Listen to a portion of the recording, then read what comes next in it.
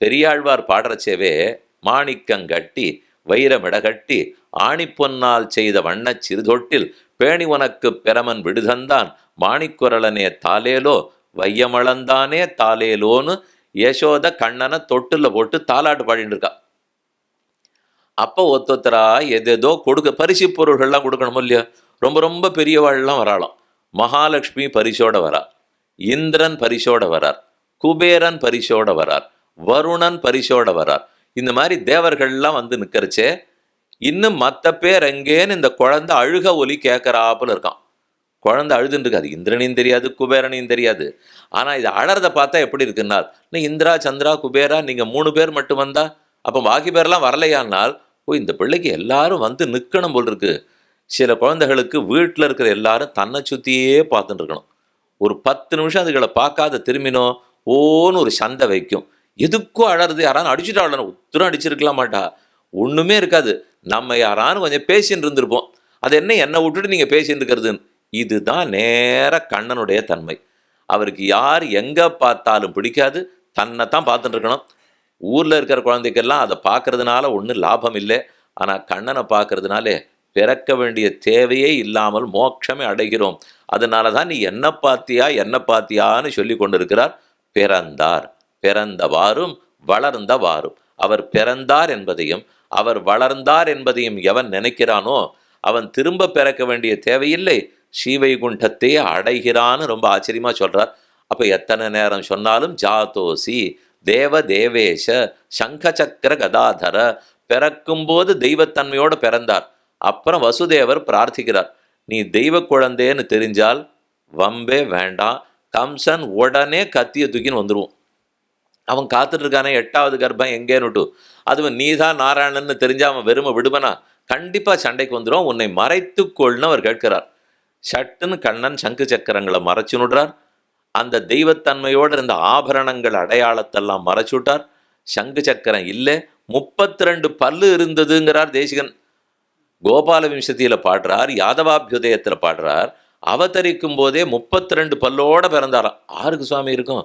இதெல்லாம் பிறந்து 2 வயசு 3 வயசு 1-2 பல்லெல்லாம் முளைச்சி அது ஒரு தரம் விழுந்து முட்டிண்டு அதுக்கப்புறம் திரும்ப அது முளைச்சு போரும் இருக்கு. ஆனால் அதெல்லாம் அவருக்கு ஒன்றுமே இல்லை.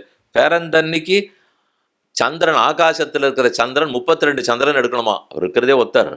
32 சந்திரன் எடுத்து இங்கே ஒட்ட வச்சா எப்படி இருக்குமோ அப்படிதான் அந்த குழந்தைக்கு இருந்ததுங்கிறார். திஜச்சந்திர சந்திரிக்கான ஒரே காந்தி வெளிச்சம். அந்த வெளிச்சம் வேணும், இல்லைன்னால் ஊரே இருட்டு.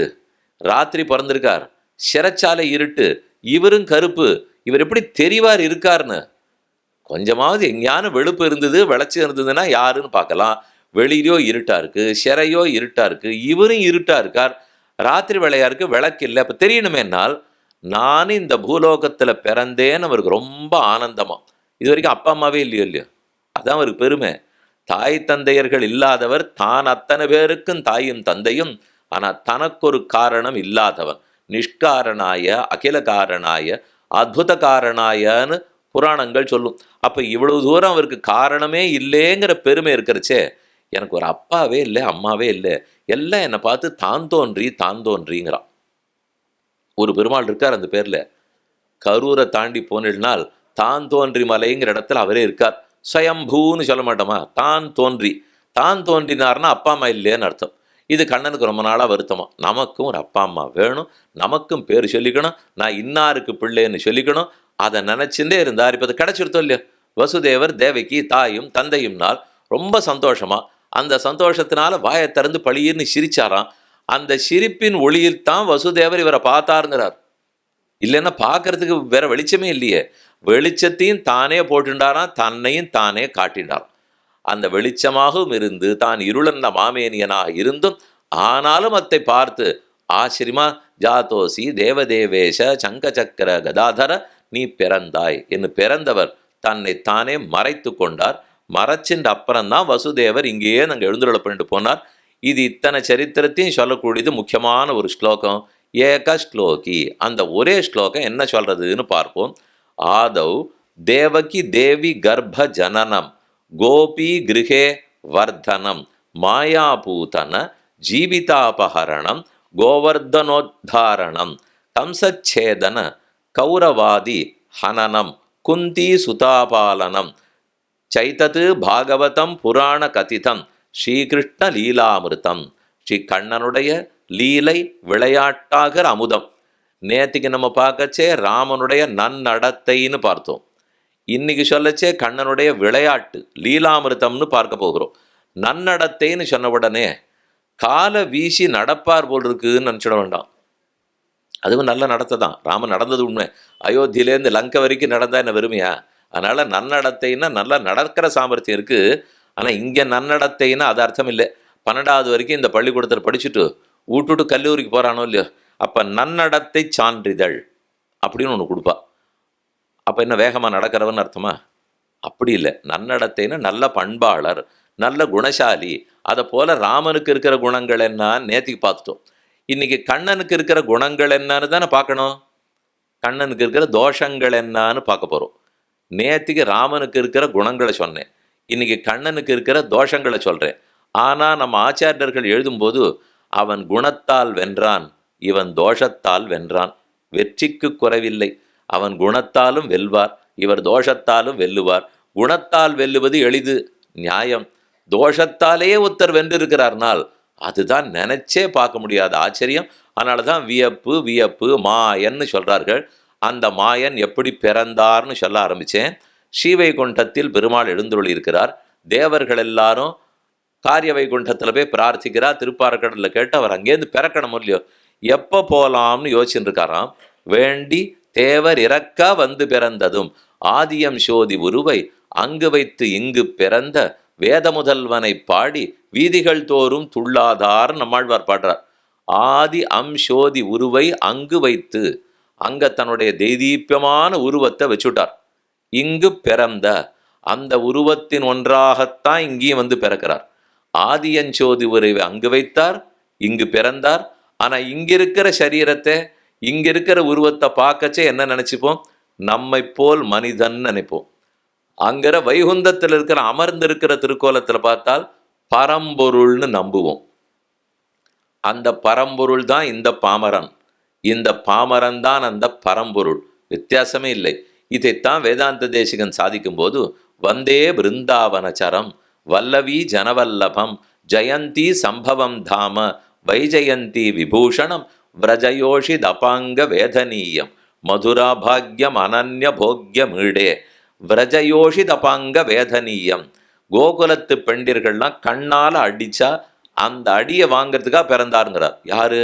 தத் பிரம்ம கிஷோர பாவ திருஷ்யம். அந்த பிரம்மம் ஒரு சின்ன குழந்தையா கீழே வந்து பிறந்திருக்கார். அந்த பிரம்மமே தான் இந்த குழந்தை, இந்த குழந்தை தான் அந்த பிரம்மம். வித்தியாசமே இல்லை. ஆனால் பார்த்தா வசிஷ்டாதிகளுக்கு தான் இது புரியும். நம்ம போன்ற இருக்கிற தாழ்ந்தவர்களுக்கு இது புரியாது. ஆனால் நம்மாட்ட இருக்கிறவர்களுக்கும் கிட்டணும், நெருங்கணும்னால் இந்த கண்ணனாட்டம் வந்திருந்தா தான் நெருங்க முடியும். ஸ்ரீவைகுண்டத்தில் பெருமாள் எழுந்துள்ளி இருக்கிறார். அங்கே இருக்கிற நித்த சூரிகள் முக்தாத்மாக்கள்லாம் திருவாராதனம் பண்ணுறா.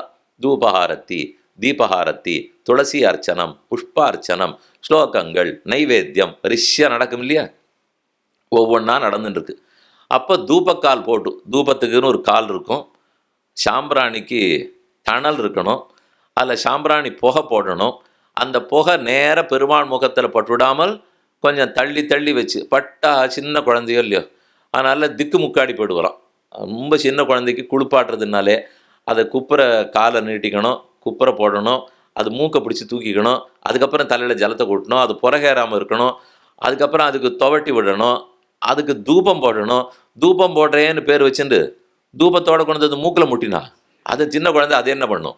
இந்த குழந்தைக்கு எப்படி பண்ணுவோம் அப்படி தான் கண்ணனுக்கு நம்ம பண்ணணும். பண்ணிட்டு இருக்கா. அவர்களெல்லாம் தூபஹாரத்தி காட்டின உடனே ஊரே தூபமாக எடுத்தான். எங்கே பார்த்தாலும் புகை. இங்கே கண்ணன் அமர்ந்திருக்கார், வைகுந்தநாதன் இருக்கார், அங்கே நித்த சூரியர்கள் எல்லாரும் இருக்கா. நடுவில் புகை மண்டலம் திரை போட்டா போலே மறைத்து விட்டது. 2 பேரும் ஒருத்தருக்கு ஒருத்தர் பார்க்க முடியல. அப்போ பெருமாள் முடிவு பண்ணிவிட்டார், இதுதான் நான் கீழ்லோகத்துக்கு போகிறதுக்கு சரியான தருணம். சொல்லிண்டு போகிறேன்னா ஒருத்தர் அனுமதியே கொடுக்க மாட்டா, சொல்லிக்காமல் போயிட்டு வந்துடுவோம். இப்போவோ அவள் கண்ட நான் படலையே, எங்கேயும் புகையாத்தானே இருக்குது. அந்த நிமிஷத்துக்குள்ளே சங்கல்பம் பண்ணி கீழே வந்துட்டார்.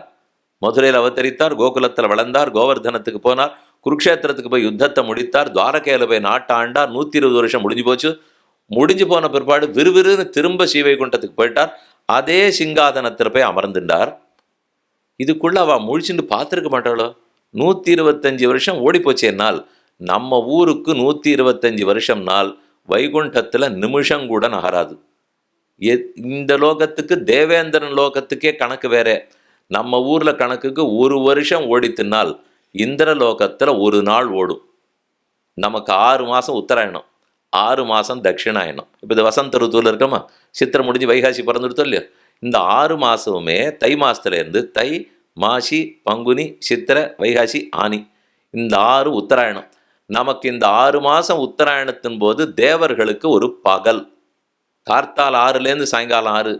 நமக்கு மறுபடியும் தட்சிணாயனம் ஆடி மாசத்துலேருந்து ஆரம்பிக்கும். ஆடியிலேருந்து மார்கழி முடிகிற வரைக்கும் தட்சிணாயனம். இதுதான் தேவர்களுக்கு ஒரு இரவு. நமக்கு ஒரு வருஷம் நகர்ந்ததுனால் அவர்களுக்கு ஒரு நாள். இதை போல இன்னும் அதிகமான நாட்கள் தான் பிரம்மாவனுடைய சத்தியலோகம். இதுலையாவது துளி துளியா காலம்னு நகரும். ஆனா ஸ்ரீவைகுண்டத்துல நகால தத்திரவை பிரபு, காலம் நகரவே நகராது.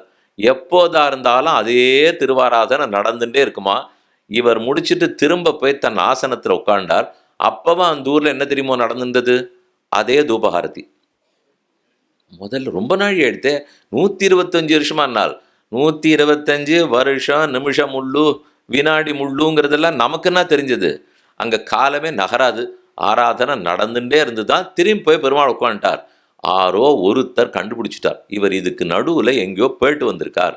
மகாலட்சுமிக்கு தெரிஞ்சு போச்சு. மெதுவாக கண்ணனை தட்டி கீழே போய் என்ன சாதிச்சுட்டு வந்தீர்னு கேட்டாள். இவர் சொல்லி வச்சிருக்கிறது, நான் போய் மோட்சத்துக்கு ஒரு 500 பேர் அழைச்சின்னு வரேன் பார். எல்லாரும் பக்தி இல்லைங்கிறடோ இல்லையோ, எத்தனை பேருக்கு பக்தனா ஆசைப்பட்டு என்னோட ஸ்ரீவைகுண்டத்துக்கு வரப்போறான்னு சவால் விட்டு விட்டு இவர் இறங்கி வந்தார். இங்கேயானா ஒத்தரும் வரதா இல்லை. நம்ம என்னைக்கு போயிருக்கோம்? அவர் கூப்பிட்டெல்லாம் அப்படிலாம் நம்ம போனதே கிடையாது. நமக்கா என்னைக்கு பார்த்து முடிஞ்சு சரி இனிமே இந்த சம்சாரம் வேண்டாம், ரொம்ப மோசமாக போச்சு, உறவுக்காரா தொல்லை தாங்கலை, இது தெரிஞ்ச அன்னைக்கு தான் திடீர்னு இவனுக்கு ஒரே ஆன்மீக சிந்தனை வந்துடும், மோட்சமோனங்கிற ஆசையெல்லாம் வந்துடும், யாரையும் திரும்பியே பார்க்க மாட்டார். அன்னைக்கு தான் இவர் போவார். அன்னைக்கு அவர் கொடுத்துடணும். அவர் இங்கான ஒரு 6 மணி காலதாமதம் பண்ணிவிட்டார், இப்படியா ஒரு பக்தனை நீ செய்வாயின்னு கேட்கும் கேட்டுருவோம். நீ ஜென்ம ஜென்மமாக தள்ளிட்டு போனியே, அப்பெல்லாம் நான் உன்னை ஒன்றுமே கேட்கலையே, இப்போ 1/2 மணி நேரம் தள்ளுதுங்க செய்வியானால் செய்வார். ஆனால் அவர் சிரிச்சின்னு கொடுக்குறாரு இல்லையா. அதை போல திரும்பி போனால் அங்கே அமர்ந்திருந்த கண்ணன் சொல்கிறார், இல்லை வரேன்னு சொன்னால் விதுரர் வரேன்னார், அக்குரர் வரேன்னார், உத்தவர் வரேன்னார். இவர்கள்லாம் நிச்சயமாக போகக்கூடியவா. பாக்கியெல்லாம் போகமாட்டாள். அர்ஜுனனே போல, தர்மபுத்திரனே போல. ஆனால் பிரியமான உத்தவன், பிரியமான விதுரன், பிரியமான அக்குரர், மாலாக்காரர், கூனி, இதை போல 6-10 பேர் அவர் வச்சிருக்கார். இவர்கள்லாம் வரேன்னு சொல்லிட்டார்கள்னு சொல்லி சமாளிச்சாராம். இவர்களை காட்டித்தான் கிருஷ்ணாவதார நியாயம் அப்படின்னு கண்ணனே நியாயப்படுத்தினார். இந்த பாட்டில் சொல்றார், சூட்டு நன் மாலைகள் தூயன வேந்தி விண்ணோர்கள் நன்னீர் ஆட்டி அந்தூபந்தரா நிற்கவே ஆங்கு ஓர் மாயினால் ஈட்டிய வண்ண தொடுவுண்ண போன் திமிலேற்று வன்கூன் கோட்டடையாடினை கூத்து அடலாயர்தம் கொம்பினுக்கே மாயை. தன்னுடைய ஆச்சரியமான ஞானம், அடங்காத சக்தி, இவற்றை கொண்டுதான் இந்த ஸ்ரீ கிருஷ்ணாவதாரத்தை முழுக்க நடத்தியிருக்கார். அதுல என்னென்ன செய்தார்ங்கிறது முதல்ல சொன்னது அவதாரம். தேவகி ஆதவ் தொடக்கத்திலே, தேவகி தேவி கர்ப்ப ஜனனம், தேவகியான தேவி அவருடைய கர்ப்பத்திலிருந்து பிறந்தார். பொதுவா பகவானுக்கு கர்ப்ப சம்பந்தமே கிடையாது, கர்ம சம்பந்தமே கிடையாது. கர்மமும் கர்ப்பமும் ஒன்னா தான் போகும். எனக்கு கர்மங்கள் இருந்தால் கர்ப்பவாசம் கிட்டும், கர்மங்களே இல்லைன்னால் ஒரு மாதா கர்ப்பத்தில் நான் இருக்கவே மாட்டேன். இதில் ஆணு பெண்ணு எந்த வித்தியாசமும் இல்லை. யாராக இருந்தாலும் ஒரு அம்மானுடைய கர்ப்பத்திலேருந்து தான் பிறக்க போகிறோம். அது ஆணுக்கோ பெண்ணுக்கோ கர்ப்பவாசம் இருக்குன்னாலே கர்மத்தினால்னு அர்த்தம். கர்ப்பவாசம் வேண்டான்னால் கர்மத்தை தொலைச்சிருந்தா தான் அந்த கர்ப்பம் இல்லாமல் போகும். அவர் பிறந்தார்ங்கிறத ஒரு தடவை நினைத்தால் நீ இனி பிறக்க வேண்டாம் என்கிறார்கள். அவர் திருடினார்னு ஒரு நிமிஷம் நினைத்தாயானால் உன் பாபங்கள் திருடப்படும். அவர் பிறந்தார், நாம் பிறக்க வேண்டாம். அவர் பால் குடித்தார், நாம் பால் குடிக்க வேண்டாம். அவர் திருடினார், என்னுடைய பாபங்கள் திருடப்படும். அவர் பொய் சொன்னார், என் சம்சாரமே பொய்யா மறைஞ்சே போடும், எதுவுமே இருக்காதுங்கிறது தான் இதனுடைய தாத்பரியமே. அப்படி கண்ணனம்பெருமான் வந்து பிறந்தார். இக்கரையிலேருந்து அக்கறை போனார்னா பிறப்ப சொல்றது தேவகி தேவி கர்ப்ப ஜனனம். நம்மளாம் எத்தனை மாதம் அம்மாவுடைய கர்ப்பத்தில் இருப்போம்? 9லேருந்து 10 மாதம் இதுதான் கணக்கு. 9 தாண்டி எடுத்துன்னா இன்னுமே பரவாயில்ல, ஒன்றும் பயம் இல்லை அப்படின்னு வைத்தியர்கள் சொல்லிவிடுறா. அது 9 ஆகும், 9:15 ஆகும், 9:30 ஆகும், 10 அதுக்கு மேலே போச்சுன்னாலும் அவள் விட மாட்டா. நாலாவது போல் இருக்கு, சரி எடுத்துடலாம். எடுத்துட்டு இப்போ ரண சிகிச்சை அறுவை சிகிச்சை பண்ணி குழந்தை பிறந்துவிட்டோம். ஆனால் கண்ணன் இருந்தது, ராமன் இருந்தது 12 திங்கள் மணிவயிறு வாய்த்தான்னு சொல்லுவார்கள். 12 மாச கர்ப்பம். ததச்ச துவாதசே மாசே சைத்ரே நவமிகே திதௌ. இது நேத்தே சொல்ல வேண்டியது. நவமி திதியிலே புனர்வசு நட்சத்திரத்திலே சைத்திர மாசத்திலே ராமன் பிறந்தார். ததச்ச துவாதசே மாசே 12 மாசங்கள் கழித்து பிறந்தார்னு இருக்கு. அதே தமிழ்ல 12 திங்கள் மணிவயிறு வாய்த்தாள். 12 மாசம் சுமந்துனால் நம்மளை விட ஒருத்தர் அதிகமா கர்ப்பவாசம் பண்றாரே, பாடு அதிகம்னு தோணல? நம்மளே 9.5 மாசம், என்னை விட அவர் கூட. ஆனா கர்மங்களே இல்லை. கர்மத்தால தூண்டப்பட்ட அடியேன் 9 மாசம்தான் இருக்கேன். ஆனா கர்மமே தொடாத அவர் 12 மாசம் இருக்காருனால் பார்த்து பார்த்து நம்மளை ரட்சிக்கணுங்கிறதுக்காக ஏக்கத்தோட வந்து அவதாரம் பண்ணியிருக்கார். வேண்டி தேவர் இறக்கா வந்து பிறந்தார். ததச்ச துவாதசே மாசே சைத்ரேன்னு நேத்திக்கு பார்த்தது 12 திங்கள். இங்கே அதான் சொல்கிறார், ஆதவ் தேவகி தேவி கர்ப்ப ஜனனம். அவருடைய கர்ப்பத்திலேருந்து வந்து பிறந்தார். அஜகத் சொஸ்வபாவதா. இதைத்தான் நன்கு நீங்கள் கேட்டுக்கணும். இப்போ நிமிந்து உட்காந்து ஒரு 10 நிமிஷம் ஆழமாக கேட்டுருங்க, அப்புறம் கதை சொல்கிறேன். இத்தனை நாளைக்கு கதை தான் சொல்லியிருக்கேன். நேற்றுக்கு இருந்த கஷ்டம்லாம் இன்னைக்கு இல்லைன்னு நேற்றே உறுதி அளிச்சிருக்கேன். அந்த வேதாந்த விஷயம் நேற்று கேட்டதோடு விட்டுடுங்கோ. இன்னைக்கு ஆனந்தமாக கிட்ட சரித்திரம் கேட்கலாம். ஆனால் அதுக்குள்ளே கொஞ்சம் உண்மைகள்லாம் புரிஞ்சுக்கணும் இல்லையா? அஜகத் சொஸ்வபாவத்தான தன்னுடைய பெருமகளில் ஒன்றும் குறையாமல் பிறக்கிறேன்னு கண்ணன் உறுதி சொல்கிறார். 4வது அத்தியாயத்தில் இந்த 4 ஸ்லோகங்கள் ரொம்ப முக்கியமான ஸ்லோகங்கள், உயிரான ஸ்லோகம். பகூனிமே வியதீதானி ஜன்மானி தவச்சார்ஜுன தான்யகம் வேத சர்வாணி நத்தம் வேத்த பரந்தப. இது ஒரு ஸ்லோகம். அஜோபி சன் அவ்வயாத்மா பூதானாம் ஈஸ்வரோபி சன் பிரகிருதிம் ஸ்வாம் அதிஷ்டாய சம்பவாம் ஆத்மமாயயா. 2வது ஸ்லோகம். யதா யதாஹி தர்மஸ்ய கிளானிர்பவதி பாரத அபியுத்தானம் அதர்மஸ்ய ததாத்மானம் சிருஜாம்யஹம். 3வது ஸ்லோகம்.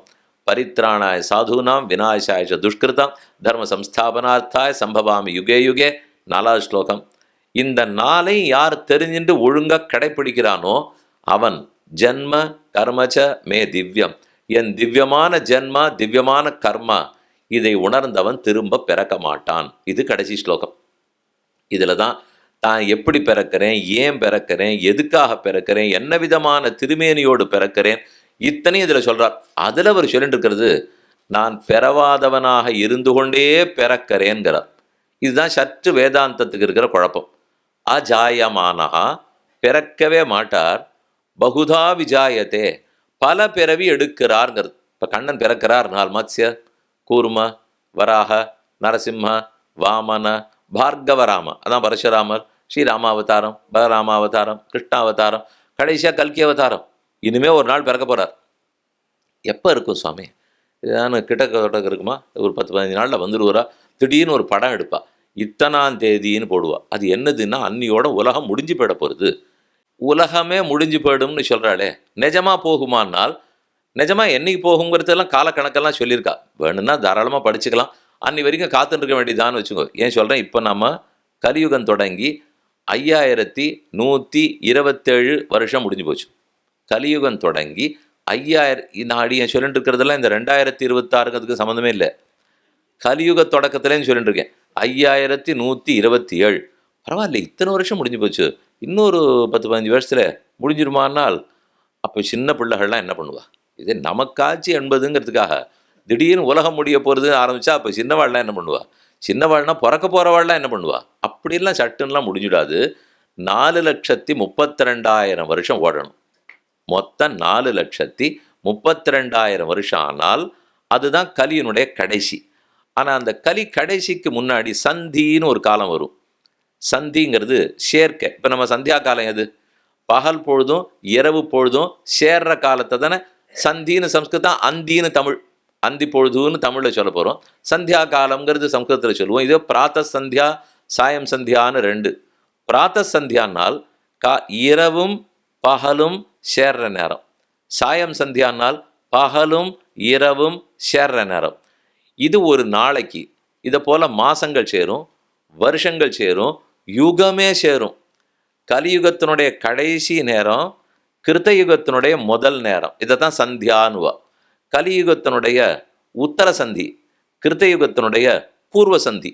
பூர்வ சந்தினா அதுக்கு முற்பட்ட காலம், உத்தர சந்தினா இதனுடைய இறுதி காலம். இந்த காலத்தினுடைய இறுதி, அந்த காலத்தினுடைய முதல். இது எப்போ வரும்னு ஒரு கணக்கு சொல்லியிருக்கா. 4,32,000 சொன்னேன்னு இல்லையோ, அதுலேருந்து கொஞ்சம் கழிச்சுருந்து 3,60,000 தான் கலி. அதுக்கப்புறம் வரப்போகிறதெல்லாம் சந்தி.